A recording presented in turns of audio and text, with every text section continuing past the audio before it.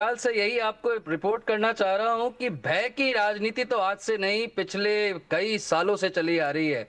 चाहे वो सीपीएम रही हो, चाहे टीएमसी रही हो, चाहे उससे पहले कांग्रेस थी।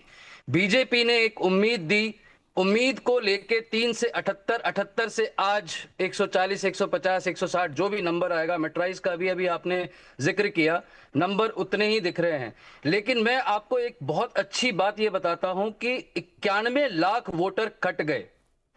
कटने के बाद में आप समझो किसी के हथियार आपने छीन लिए, और छीनने के बाद में उसको मोबिलाइज करना, मोबिलाइज करके और वोटिंग सेंटर तक, पोलिंग सेंटर तक ले जाना, ये ममता दीदी ने, आईपैक ने और टीएमसी पार्टी ने बहुत अच्छे से किया है।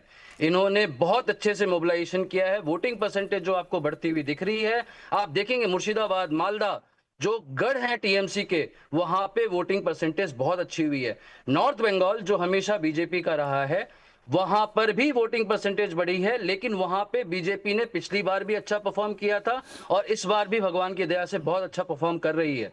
लेकिन टीएमसी जो लूज कर रही है ग्राउंड, वो जो ग्राउंड लूज कर रही है वो है 91 लाख वोटर का कटना। अब ये कौन से कटे थे, किसके कटे थे, ये अभी तक किसी को नहीं पता है।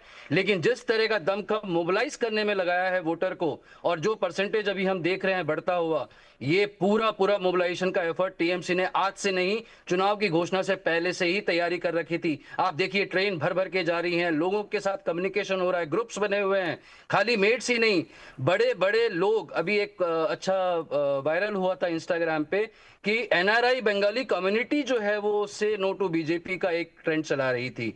तो बहुत अच्छे से मोबिलाइज करके इन्होंने वोट को बढ़ाया है। इसलिए रिजल्ट अभी कहना बड़ा मुश्किल है। लेकिन हाँ, टीएमसी को इस बात के लिए बहुत बधाई कि उन्होंने अपने वोटर्स को मोबिलाइज करके पोलिंग सेंटर तक ले जाकर ईसीआई की, जिसके वो परम विरोधी रही हैं, उनको कम से कम एक क्रेडिट तो दिया कि उन्होंने अच्छे से शांतिपूर्ण तरीके से इलेक्शन कराया। मैं 2021 की आपको बात बताता हूं, नंदीग्राम कवर कर रहा था दीपक जी मैं। उस टाइम पे लगातार गोलियां, मारपीट, ये सब देखना आम बात थी, आम बात थी। हम लोग प्रेस से हैं तो हम लोग शायद बच जाते हैं, लेकिन आम लोगों को, आम कार्यकर्ताओं को, आम लोगों को मारपीट बहुत आम बात थी। आप उठा के 2000 के साथ कोई भी आर्काइव वीडियो देख लीजिए, आपको वही दिखेगा।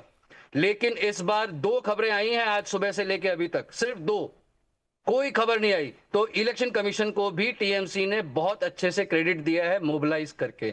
जहां तक रही बात सर तमिलनाडु की, नहीं नहीं, तमिलनाडु मैं भी यहीं पे इज रुकूंगा। अभी गोइंग पश्चिम गुड। बंगाल की बात कर रहे हैं मनीष भाई। मुझे ये बताइए आप कि आप कह रहे हैं कि टीएमसी को क्रेडिट है कि उसने बड़ा शानदार मोबिलाइज किया। क्या भारतीय जनता पार्टी उसके काउंटर में उस तरह का मोबिलाइजेशन पश्चिम बंगाल में नहीं कर पाई? क्या आपको यह दिखाई दिया? देखिए संजय दादा हंसने लगे। हाँ, तो नहीं, नॉर्थ बंगाल में बहुत अच्छा मोबिलाइज किया है, लेकिन जो गढ़ बीजेपी का कभी रहा ही नहीं, वहां पे मोबिलाइज कर भी नहीं पा रहे थे। वो एक टेंशन की बात थी। जो सबसे बड़ी चैलेंज मेरे को दीपक जी यहाँ लगी, वो ये लगी है कि वोटर कटे किसके हैं ये किसी भी पार्टी को नहीं पता है। ठीक है। कौन से वोटर कटे हैं, प्रवासी वोटर कटे हैं कि यहाँ पे रहने वाले वोटर कटे हैं, कौन से कटे हैं, अभी किसी को नहीं पता है, क्योंकि उतनी इंटेंसिव एक्सरसाइज हो ही नहीं पाई। 2 दिन पहले तो ईसीआई ने अपना डेटा जारी किया है। 2 दिन में इतनी बड़ी एक्सरसाइज नहीं हो सकती थी। लेकिन टीएमसी ने पहले से 3 महीने, जब से एसआईआर स्टार्ट हुआ था, तब से उन्होंने मोबिलाइजेशन के पूरे एफर्ट, मैं खुद एक दो ग्रुप को जानता हूं, देखता हूं मैं, तो उन्होंने पूरे एसोसिएशन को, जो आप क्लब कल्चर जानते हैं, क्लब कल्चर ने बहुत बड़ा रोल प्ले किया है इस बार भी टीएमसी को मोबिलाइज करने में। रिजल्ट का मैं अभी कुछ नहीं कह सकता, लेकिन हवा परिवर्तन की तरफ है। और जो कैंपेन चल रहा है पलटनो दरकार बीजेपी सरकार,